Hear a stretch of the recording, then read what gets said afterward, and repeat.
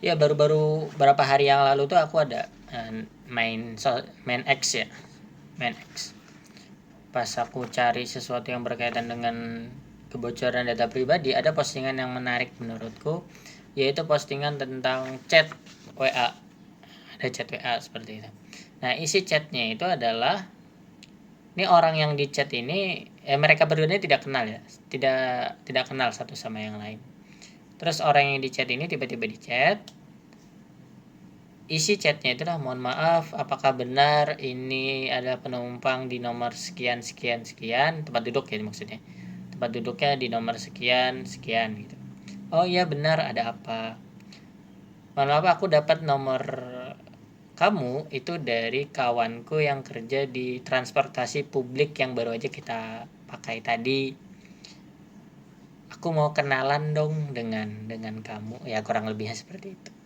Wah, terkejut dan yang punya nomor WA ini tiba-tiba di chat seperti itu, dan muncul pertanyaan dia adalah, kok bisa nomor WA aku itu semudah itu didapatkan orang lain. Apalagi dia mengatakan dia dapat nomor WA itu, orang yang menchat ini dapat nomor WA itu dari temannya yang kerja di transportasi publik yang baru saja dia pakai. Dia bertanya-tanya, terus dia screenshot chatan itu, dia kirim ke X, dia upload di X, dan rame gitu. Memang kalau kita melihat ya, ini termasuk kebocoran data pribadi? Ya, termasuk kebocoran data pribadi. Bocor lewat mana? Lewat human error. Lewat dari pekerja, lewat dari karyawan, lewat dari karyawan yang dengan rayuan temannya dia kasih nomor WA penumpang. Memang kalau kita melihat ini seperti lucu-lucuan kasus ini. Masa karena pengen PDKT aja data bocor seperti itu. Tapi kalau kita melihat dari perspektif yang lebih luas, ini adalah alarm penting bagi siapapun yang memiliki atau bagi siapapun yang memiliki perusahaan yang mengelola data pribadi pelanggan. Ini alarm penting. Kenapa? Hari ini kalau kita melihat kepercayaan publik, kepercayaan pelanggan dan nasabah kita itu semuanya bukan hanya berputar pada pelayanan, bukan hanya berputar pada fasilitas, bukan hanya berputar pada kenyamanan, tapi salah satu hari ini berputar kepada pengamanan data pribadi mereka. Itu baru nomor WA. Bagaimana dengan yang lain seperti itu? Ini muncul keraguan-keraguan, apalagi habis kejadian kebocoran data pribadi yang rame benar kemarin ya di salah satu instansi pemerintah. Ya khusus nangan ini tuh bocor gitu kan. Wow, ini akhirnya kalau kita buka X, kita akan melihat banyak kasus tentang kebocoran data pribadi ini, dan ini menjadi warning sebenarnya bagi siapapun yang memiliki perusahaan. Tetapi ini juga peluang sebenarnya.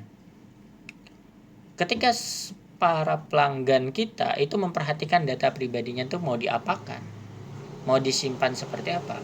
Bagi perusahaan-perusahaan yang bisa menjamin data pribadi ini aman dalam pengelolaan dia, maka dia akan mendapatkan kepercayaan publik yang tinggi, trustnya tinggi. Apalagi nanti dia bisa pengamanan itu dia pakai untuk memberitahukan kepada pelanggannya. Seperti ini misalkan contohnya ya. Data kalian akan aman di dalam pengawasan kami karena kami menggunakan sistem A yang sudah berlisensi dan yang sudah berstandar nasional maupun internasional. Memang kalau kita melihat standar nasionalnya perlindungan data pribadi itu apa? Undang-Undang Perlindungan Data Pribadi. Kalau standar internasionalnya apa? Itu ada standar dari Uni Eropa. Nah, ini sebenarnya kurang lebih aja. Undang-Undang Perlindungan Data Pribadi dengan standar internasional kurang lebih karena rata-rata itu plek-ketiplek dengan standar internasional.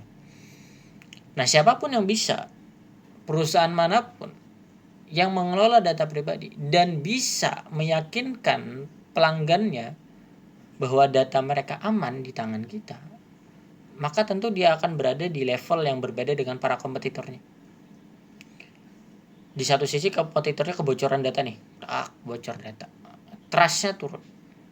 Di satu sisi yang lain kita sudah memiliki ekosistem perlindungan, maka logikanya secara tidak langsung pelanggan di kompetitor kita akan pindah ke tempat kita, karena mereka melihat kita sudah memberikan jaminan keamanan berstandar nasional maupun internasional. Ini yang game baru menurutku pribadi ya. Ini game baru di dunia usaha, game baru di dunia perusahaan, bahwasanya perlindungan data pribadi itu sangat berpengaruh kepada trust. Dan kewajiban-kewajiban seperti ini, misalkan contoh ya, pasal 31 Undang-Undang PDP. Untuk mencegah kejadian yang kayak tadi. Data pelanggan itu bocor karena human error. Pasal 31 itu mewajibkan perusahaan-perusahaan itu memiliki SOP tentang perlindungan data pribadi. Seperti apa contohnya? Misalkan data itu hanya boleh diakses oleh karyawan tertentu. Misalkan contoh CS. CS pun itu tidak boleh mengakses seluruh data. Dia hanya mengakses data-data yang dia perlukan untuk verifikasi. Tim marketing misalkan. Tim marketing nanti mainnya di mana? Sosial media, email, WA. Maka kalau misalkan tim marketing mainnya di email, maka dia hanya boleh mengakses email. Tidak boleh mengakses nama, alamat, atau yang lain. Nah, SOP inilah untuk mencegah kebocoran terjadi. Kebocoran dari karyawan kita sendiri. Nah, SOP inilah nanti yang melindungi itu dan menjaga trust dari masyarakat. Banyak kalau kita melihat misalkan perusahaan-perusahaan yang hari ini bermasalah di data pribadi, trustnya turun, trust masyarakatnya turun, akhirnya pindah ke kompetitor kan gitu. Nah, ini ada kesempatan bagi kita membuat ekosistem perlindungan data pribadi, meningkatkan trust di masyarakat, akhirnya pelanggan kita tambah banyak.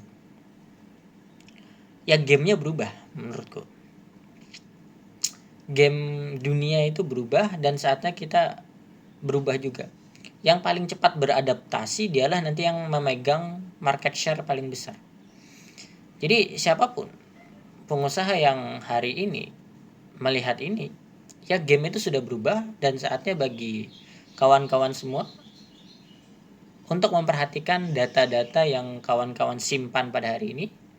Trust itu dijaga dan mudah-mudahan cuan terus. Ya, ini mungkin dari pelajaran dari postingan di X tadi ternyata mempengaruhi usaha kita dengan pengaruh yang besar. Oke, dan terima kasih.